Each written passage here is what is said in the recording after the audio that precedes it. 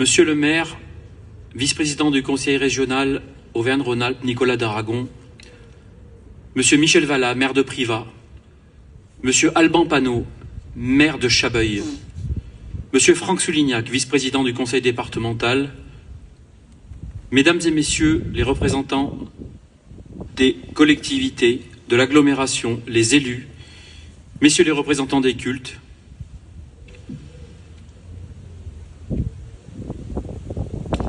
télégramme de Talat Pacha destiné au parti Jeunes Turcs d'Alep à l'été 1915.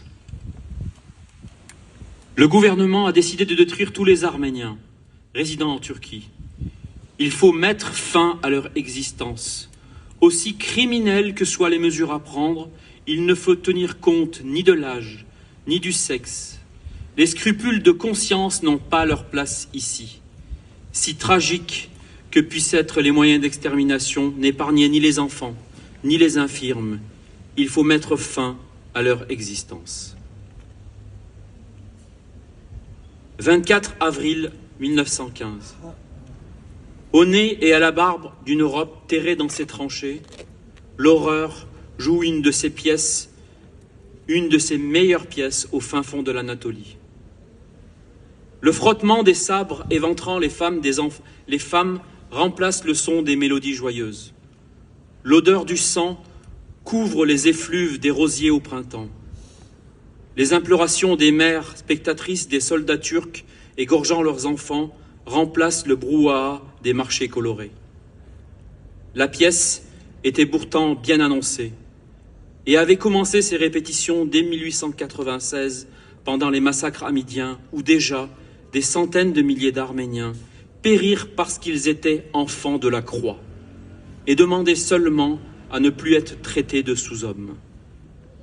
Même un Jaurès empreint d'humanisme à la Chambre des députés qui dénonçait ces prémices de génocide ne trouva pas oreille attentive à ces appels.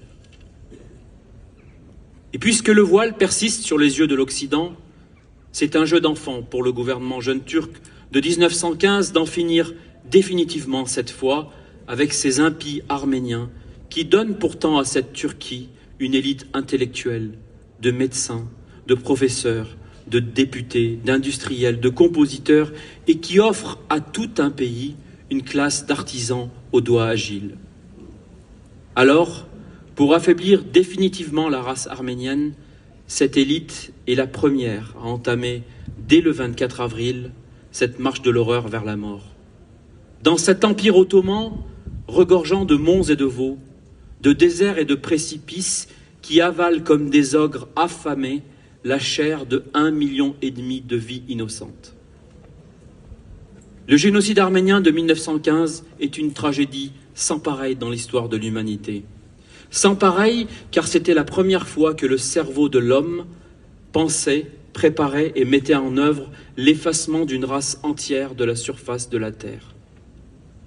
L'Empire ottoman, dans sa plus cruelle réalisation, fort du silence de l'Occident lors des massacres du XIXe siècle, profita du vacarme de la Première Guerre mondiale pour passer sur le fil de son épée toute une population qui se disait enfant de Noé.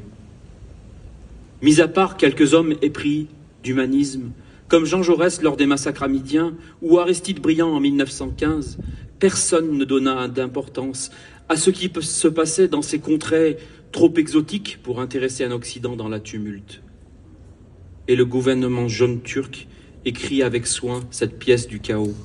Il l'écrit et la joue avec perfection, sans hésitation, tuant, brûlant, violent et pillant à tour de bras jusqu'à rougir les fleuves de toute une région du sang des Arméniens.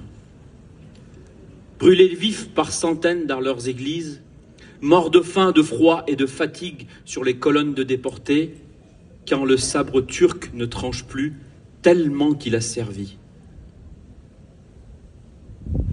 Ah, si ce monde civilisé avait été attentif, si l'Europe avait su que cette tragédie première du genre ouvrait potentiellement la voie à toute une série qui allait jalonner ce XXe siècle. Ce XXe siècle pourtant si prometteur. Elle aurait sûrement agi autrement, elle n'aurait pas laissé éclore cet œuf maléfique dont